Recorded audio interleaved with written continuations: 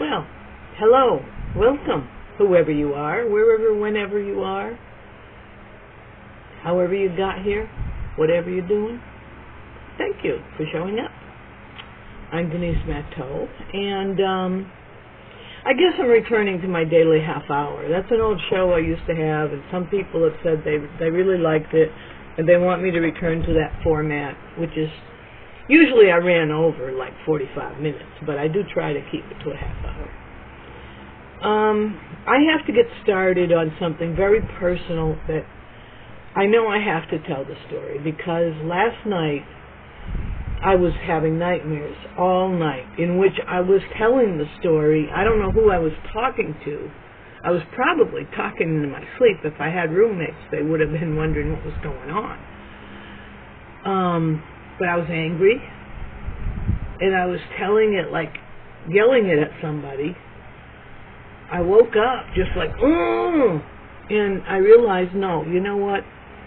I do have to tell the story. And it's entwined with the stuff, with what's going on in internet, social media, politics, all that stuff. But it's very, very personal because of what happened in Massachusetts to my family. And I realized that, you know, I want justice for my daughter. She was murdered. I mean, they say it was suicide, but I believe it was murder. And I recognize that it's not likely going to happen. If there were to be justice for all of the murders that this particular movement or group or gang, cult, whatever you want to call them, they are organized, they are distinct. Once you realize what's going on, all these random things that happened in Massachusetts, you begin to realize they're not so random. But at the same time, the impact in the personal lives of people gets entangled with all of the things that make family life difficult. You know, every family has at least one or two dysfunctional relatives.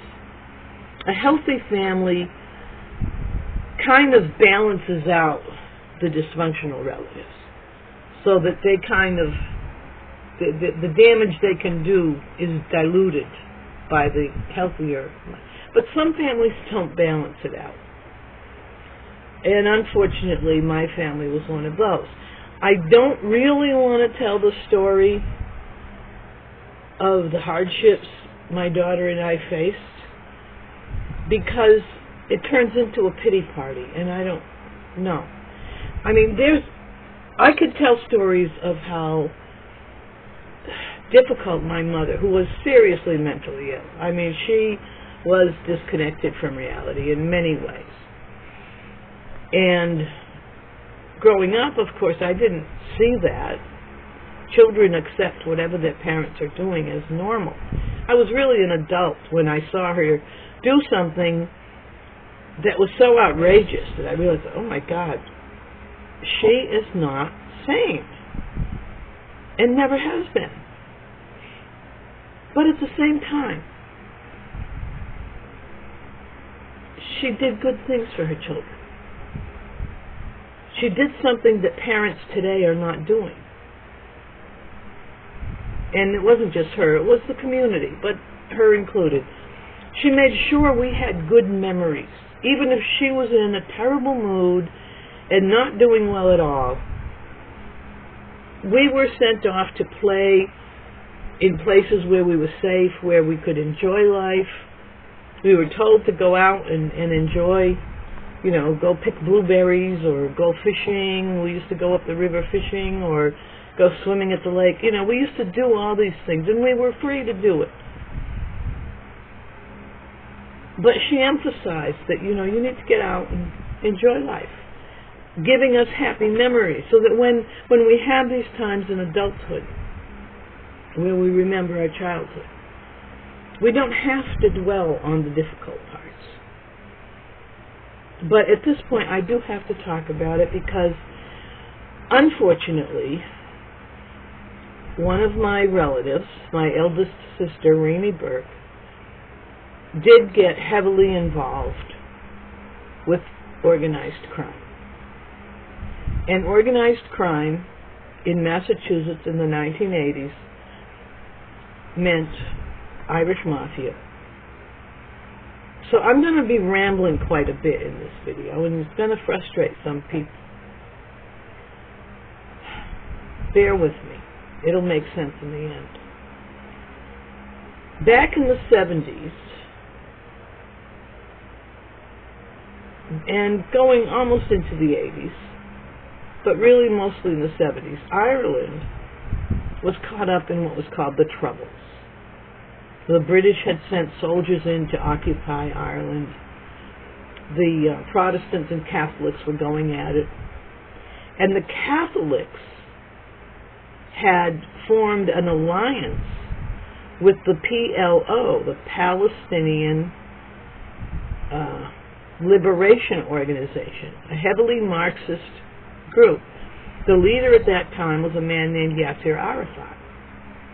And you can go into the history of what happened. I don't know all the details of it, but there was some kind of peace attempt by the American government, and Arafat wanted to keep the war going. Excuse me a minute.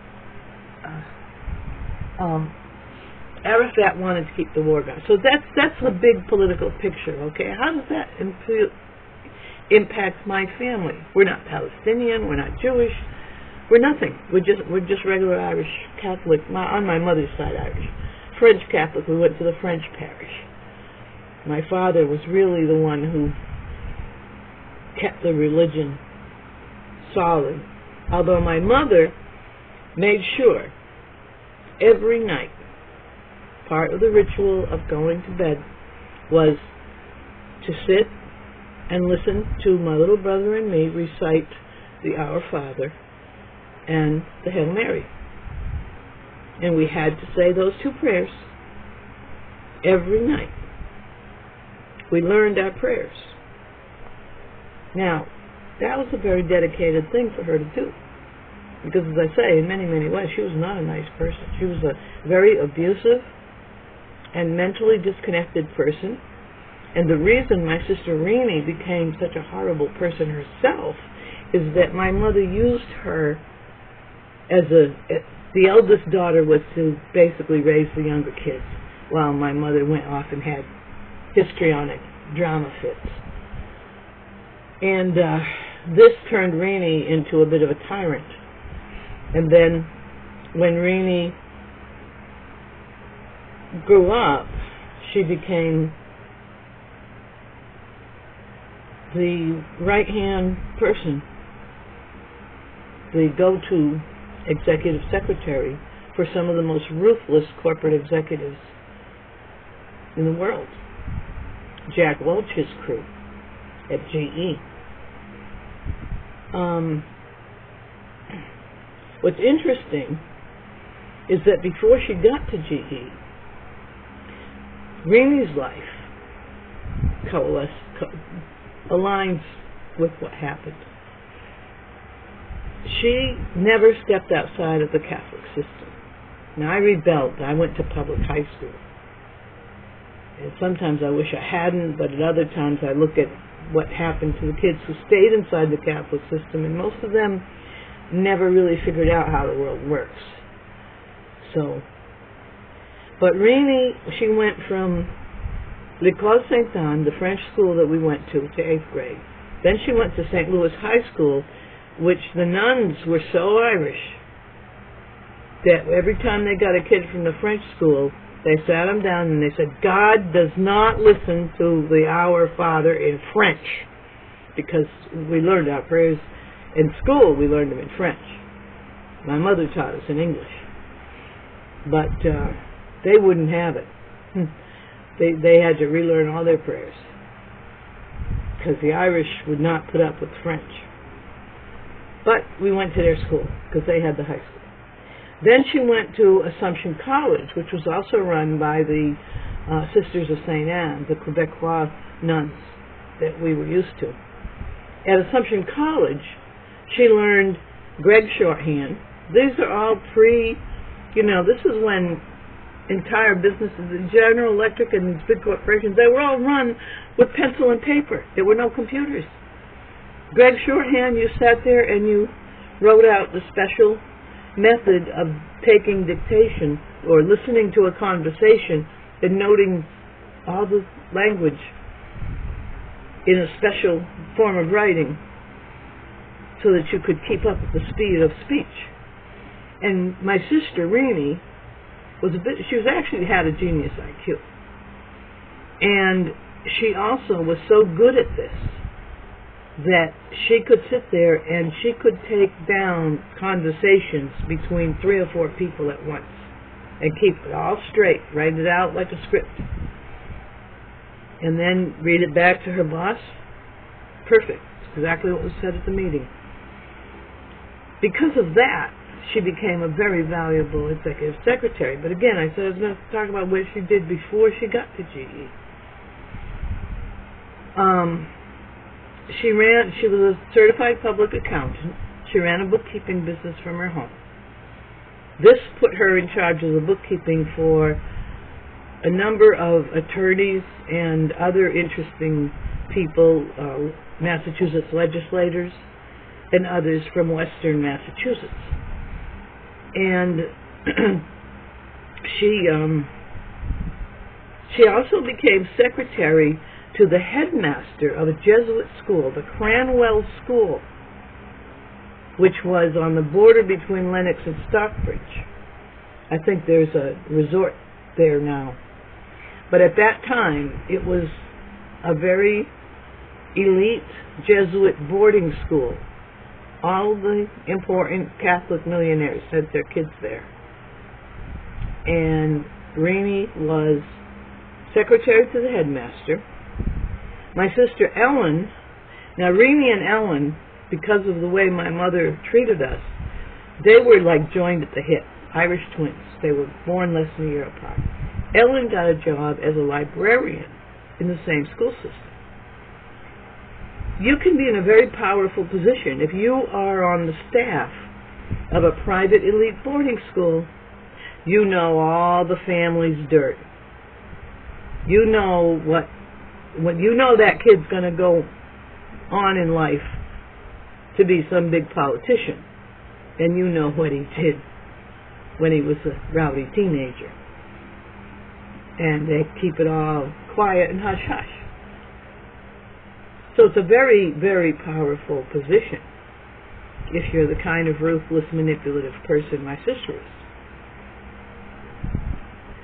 So she had that job. Then she went to work at RCA, and RCA was one of the big television networks at the time. I think it was affiliated with ABC. So it was ABC Network and RCA affiliation. And she was a pioneer in the feminist movement there because she was able to prove that she was being denied training that would have enabled her to advance in management, and they were passing other people over her. Men were being promoted over her, and so she sued them, and that set a precedent. Now, she wasn't a political feminist, but she was all for equal pay for equal work, and knowing that she had the capacities that she had. And I don't blame her for this. This is a good thing that she did. But that's the kind of person she was. She was going for the gold. Then she ended up at GE, and she went in as regular secretary and very quickly rose. And she talked to me because I was going to college and visiting back and forth at the time. And she told me that there was this one vice president that had a job posting, and it was a very high-paid and really good promotion, and she said nobody was going for it, and I couldn't understand why. And she told me how when she asked around, They told her he was horrible, he was ruthless, unscrupulous. You don't want to work for that guy. He's rotten. And she thought it over and said, well, if I'm going to get ahead in the corporate world, that's probably the guy I want to work for. And that's what she did. And she rose very quickly. Because of being fluent in French, as well as highly skilled, she was highly valuable to Jack Welch and the others, because she handled all of the foreign travel of their executives and foreign company executives that would be back and forth, visiting with the back and forth corporations. She showed me some of the things, like the Japanese executives would bring gifts, and they beautiful little Japanese dolls, things like that. And it never occurred to me that there was anything weird about this. But there was a point, and it was actually when I was younger, there was a point where she was working there in that job at GE, and she was advancing, and I was babysitting for her, and she and her husband, Joe, were arguing about these parties. They had to go to these management parties. Joe was a union man in the paper mills. He was a union steward, extremely highly respected in the Irish community. And total union blue-collar guy. And here's his wife dragging him into rubbing elbows with these corporate executives. And he wasn't really happy with it. So they argued. I didn't understand. Part of the argument was that these parties involved young girls that were brought in that were child prostitutes. And there are countries in the world where that's fairly normal. A lot of countries in the world consider that normal. So what GE was doing, and she was in charge of the travel, bringing these girls in, having things happen at the parties, and then having that leverage over their management. That was Jack Welch's system. Sound familiar? Yeah. So the organized crime world at a very, very high level was impacting my family at a very intimate level. And I know about the girls because what was going on was, as I was going through teenagehood, and I was a late bloomer, so I was really just going through adolescence at a slightly later age than most of the other girls. And her husband, my brother-in-law, started taking interest in me. And I wasn't having any of it. I was really into Catholic devotions and really, all the stories that the nuns would tell us were forefront in my mind of protecting myself. And so it was kind of dicey for a while there. He would keep trying to mess with me, and then he tried to persuade me. And what he told me is where the whole thing about the parties came out. He said, listen, he said, I know you're afraid, but these girls are younger than you. They're 12 years old, and they love it, meaning sex, of course. And he was trying to persuade me to become more adventurous and welcome his attentions, And I wasn't having any of it. But it was a while before I understood what was really going on. I mean, really, I only understood the full scale of the political blackmail pedophile system in recent years. But I could see something was going on there. And anyway, life goes on. I grew up. I went to college.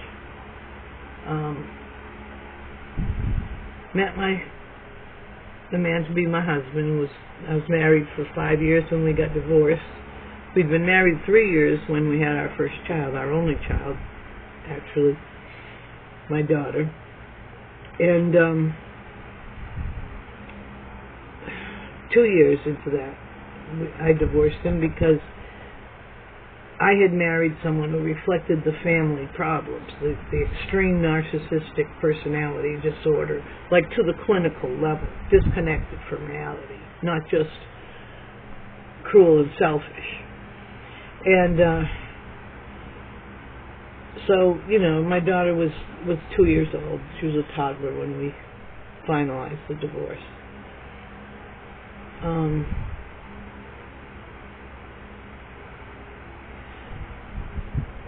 As time goes forward, the insanity of basically Rainey and my mother reflected the same mental illness. As I say, extreme narcissism, to the point of disconnected from reality. More in my mother's case than Rainey stayed connected to reality, but a psychopath. Absolutely ruthless. I mean, Joe didn't want to go to those parties at first. She basically brought him into it as, hey, this is how we're going to get ahead. And then, of course, he began to enjoy it.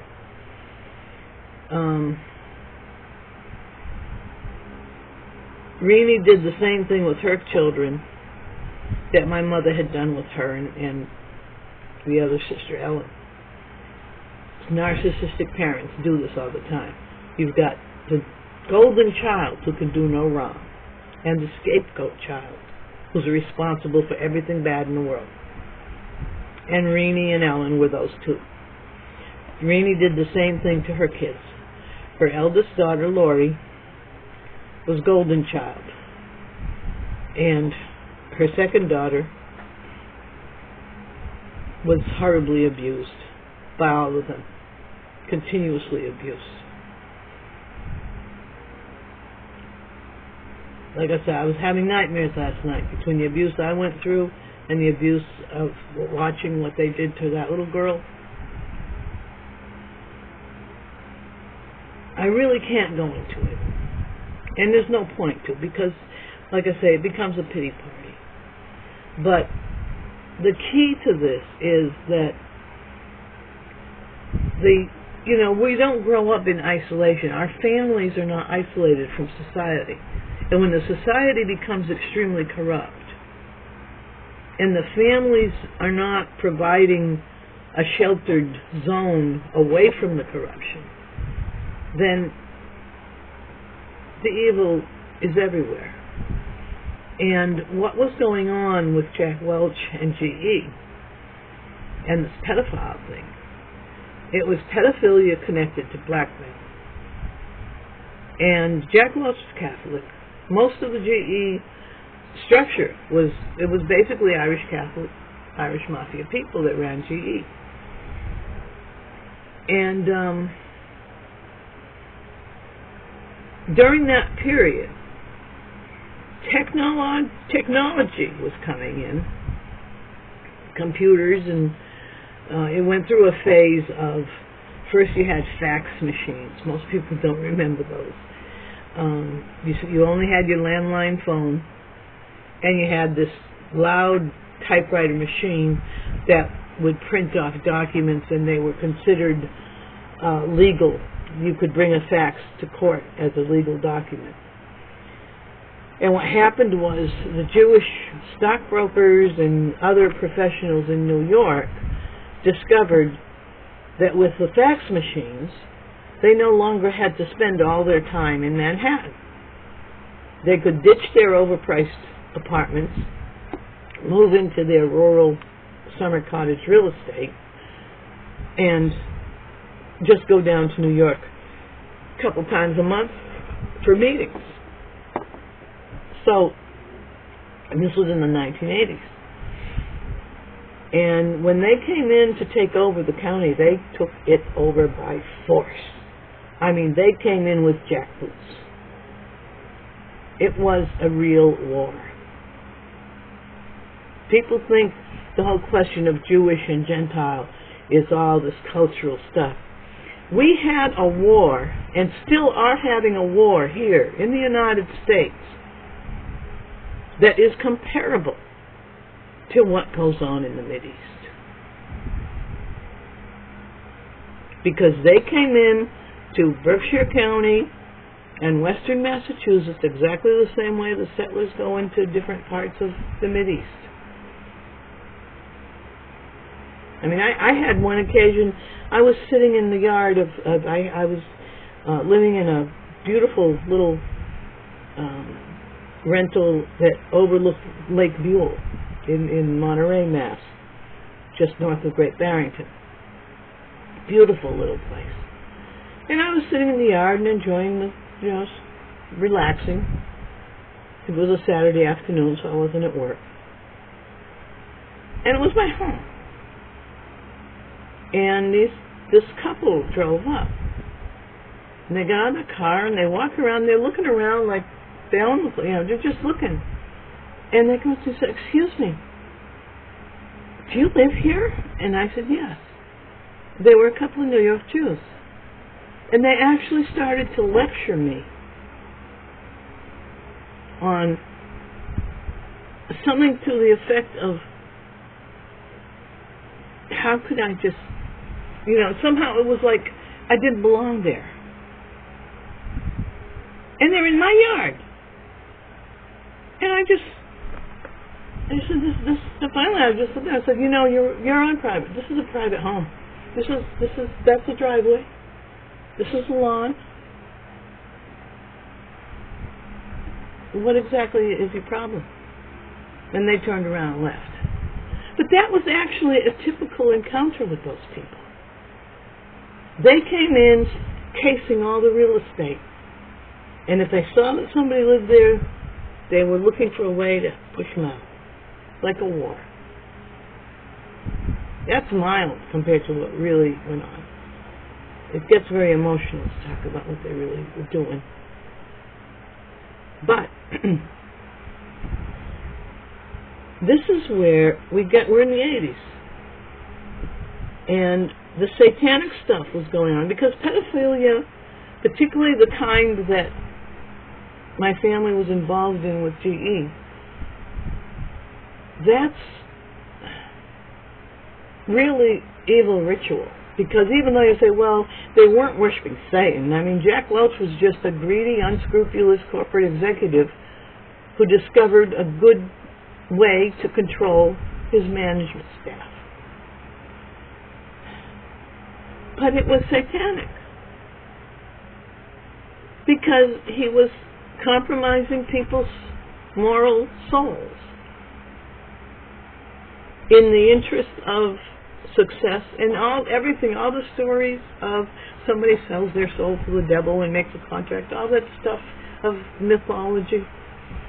It's all based on getting success in the material world now and not thinking too much about what's going to happen after you die. Because no matter how successful you are in life, sooner or later you're going to die. I mean, even Bill Gates and these other idiots, they're going to die. Probably a lot later than most of us because they've got good medical care on their side, but eventually everybody dies.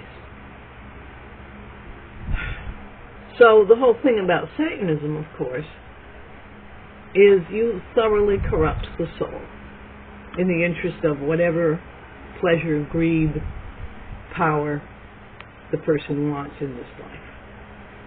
So it was truly satanic. And these things that they were doing were like rituals, sex magic rituals.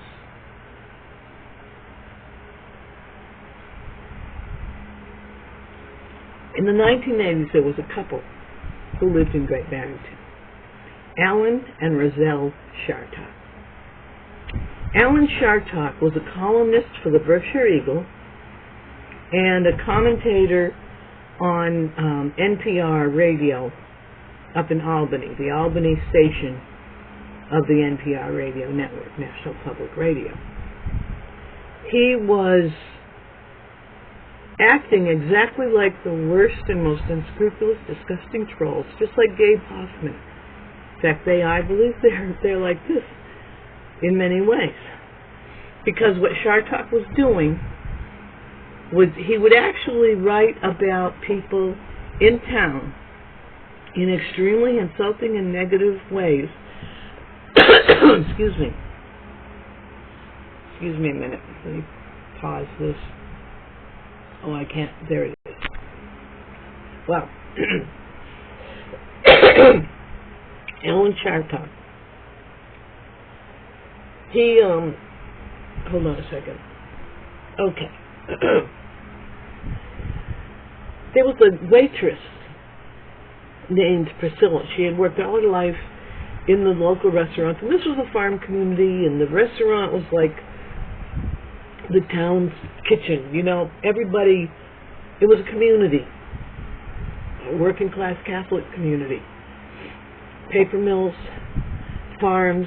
Great Barrington still had, it had some of the last dairy farms in Massachusetts. Textiles.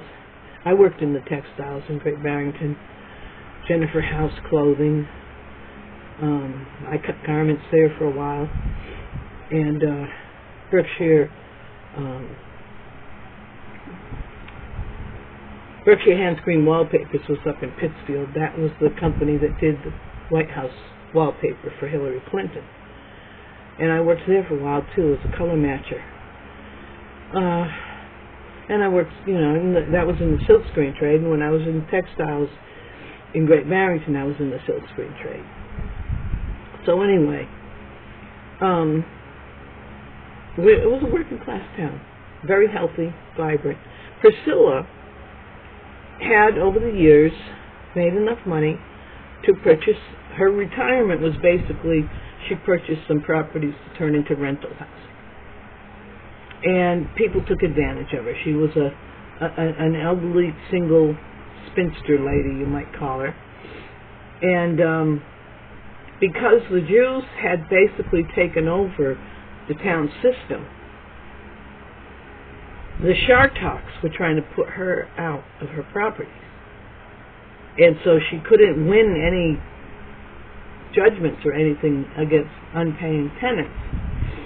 And of course they had all their left-wing politics. And the Jews that came in from New York, I mean, you may as well just say Bolsheviks, 100%. And so there was this continuous tension. And Shartok would mock her and make fun of her, and people took that as, you're making fun of all of us. And the way that they attacked Norman Rockwell.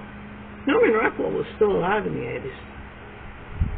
They attacked him because he had become part of the Berkshire community. His beautiful paintings that he did, his illustrations for Saturday Evening Post that people say, oh, that was like 1950s propaganda, and 60s, going through the civil rights. Yes, it was, but it was the community's own vision of itself. And he became part of that. And the Bolsheviks from New York, they were trying to destroy our town meeting system, which is a legal form of government. They were trying to destroy everything. And they really, this is the Jewish lie, the feminist lie, is that women are, we're all so helpless. We got Priscilla was a powerful woman. Yeah, she was a waitress. But we weren't like the Jews. We didn't have contempt for people who worked. They were part of the community. And it was possible for you to earn a living as a waitress and save your money and buy a little piece of real estate and flip it and sell it and buy another one until finally you got a couple of, I think she had 2 properties, a total of about 12 apartments between the 2 of them. And that was going to be her retirement income. And that was a common plan for the working class back in the day. But the New York Jews weren't having it.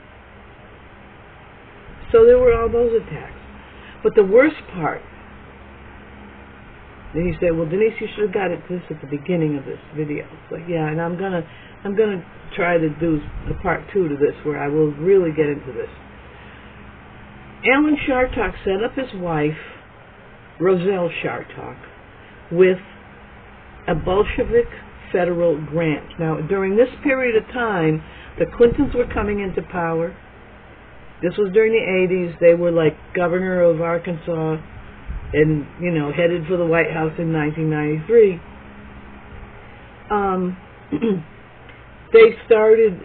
Roselle Shartok created the first DEI, critical racism, is that what it's called, the system of identity politics. She started a program. She went into all the public schools in Great Barrington, and I think all around the county, and she put children in the like 3rd and 4th grade through a racist training program. And you got to understand, this was extremely intense. She claimed that, well, we're not going to talk about skin color because that would be playing into racism. So we're going to talk about eye color. And she created a program where the children learned to attack blue eyes. And I know about this because my daughter had blue eyes and blonde hair. I mean, before my hair turned white, it was auburn, and my husband's hair was yellow blonde, Swedish blonde. So, yeah. It was horrible what they did to those kids. And it was all being paid for by a federal grant. At the same time, and this stuff, people who can do the research, I noticed the Shartoks have been cleaning the internet. They've been scrubbing all over the place. But there are still stories in the Berkshire Eagle. If you can get past their paywall, there should be old archives. Also, if you can get hold of a newspaper that was called the Berkshire Courier, I think it was bought out by the Eagle in the 1990s. But all through the 80s, they had lots of stories because they were kind of partial to the working class. And they had stories of what the Shartoks were up to. And it seemed like it was just the Shartoks, right? With this evil. And this is a Jewish thing. This is why we have to do something. We have to think about this. I heard President Trump in a recent news clip saying he didn't understand why people aren't approving of Israel the way they used to. And he talked about his experience growing up in New York. It's like, well, dear Donald Trump, you did not experience what the working class experienced at the hands of the New York Jews. You were immersed with them as a friend. You didn't see what they did to us and continue to do to us. He doesn't understand it, but at the same time, I have faith that he's going to keep looking and noticing, and hopefully he will open his eyes. But anyway, they were teaching this racial stuff. Now, at the same time, the Interlaken Art School, at the same time as that grant was given to the Shartoks to run racism into the schools, there was grant money given to Interlaken Art School to run a graffiti art program.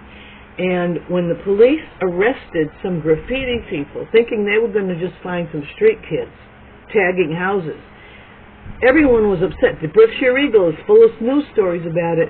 There were swastikas being painted on houses in the Jewish neighborhoods of Pittsfield, Massachusetts. This was in the early 1990s.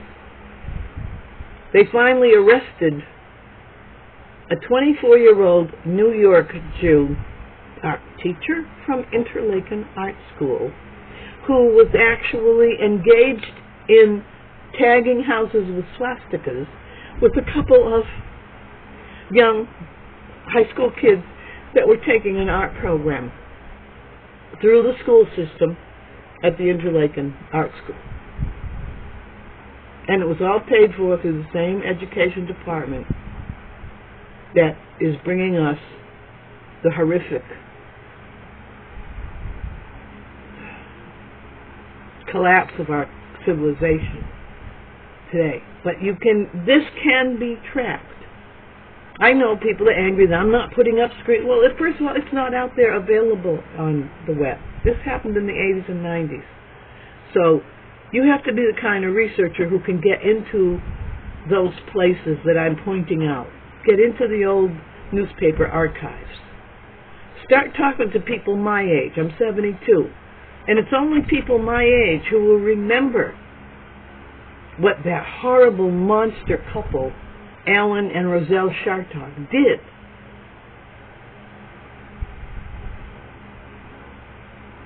Look into the Pittsfield Police Department and see if you can find the logs of the arrest of the Interlaken teacher with the graffiti. There was like a whole summer of stories about this graffiti swastikas showing up. It was part and parcel of the setup of this satanic coup that we're seeing, the cultural assault on our children in the schools. And it was done deliberately by the New York Jewish community. At the same time as that was going on, there was the Mapplethorpe case, where the National Endowment for the Arts wanted to pay for exhibits of photographs, not paintings, of little boys being sodomized.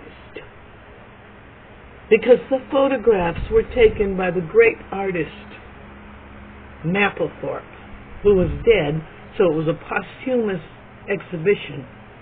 And they wanted everyone to accept what was being done. And the police, of course, the New York Police Department wanted to arrest whoever they could get their hands on. The parents were with the kids when the kids were being photographed, so they wanted to arrest the parents for providing their children for sexual display and abuse. And our federal government, and this was with the Clintons in power at that point, argued that it was art. So look at how this comes together. It all came together in Berkshire County. I'm going to stop here. I'm way past my half hour. I'll come back tomorrow and I'll pick up on the Chartock thing, because there were some other things that happened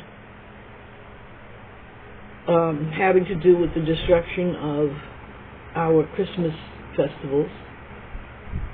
New York Jews, every single town meeting where there was a discussion, selectmen's, city council, whatever, every single meeting, and I was a parent, I was at some of these meetings. I also was working for Channel 5 at one point. I had started to study media production during a layoff, and so I was covering some of these meetings. Every single time somebody stood up to say that they wanted to put a stop to Christmas carols being sung in public, they stopped the Salvation Army. The Salvation Army used to be known for its bands. They used to take these alcoholics off the street and they would perform musically. They became musicians, real musicians, until the Jews, the New York Jews particularly, but the Jewish American community, spearheaded a drive to stop them. And then you ended up with these ridiculous little jingle bells. And they don't even do that anymore. But they attacked our town orchestra. Couldn't have the Christmas festival music. And it was never a Muslim at these meetings speaking against us. It was always a Jew, a New York Jew. Always. Every single time. Don't tell me that they didn't declare war on us.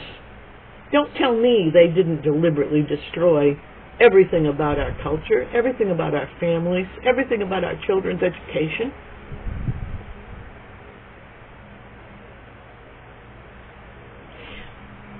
During that time period that GE was running the pedophile management parties, that's when the Irish mafia began to disengage from the Italian Catholic mafia, and it realigned itself with the Hollywood Jewish mafia.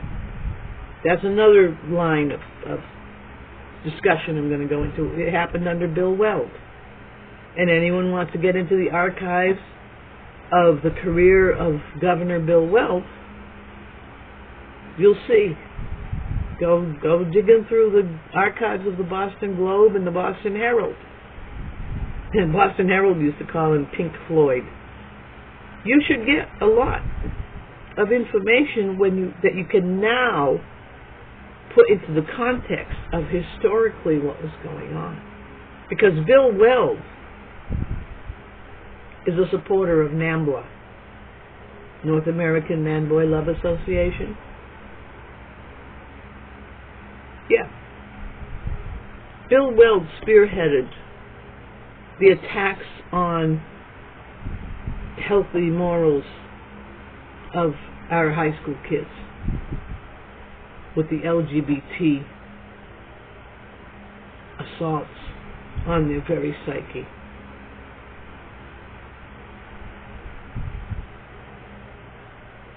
So, it's a complicated story, but it has to be told. And I'm sorry that I'm so disorganized and rambling in the telling of it. Hopefully also you'll download this video. And I don't object to people taking clips and, I hope you don't do anything too outrageously twisted with it. Some of the trolls can be nasty. But I'm not in the habit of copyright striking. So, I rather see people start to think about what I'm saying. And there's enough threads in my tangled tale for you to pick up whichever one seems to resonate with you and follow it. Because this is a history that's being buried and hidden. Everything that's going on in media now is so fake. But if you can just keep seeking out people like me who are just talking heads, not AI,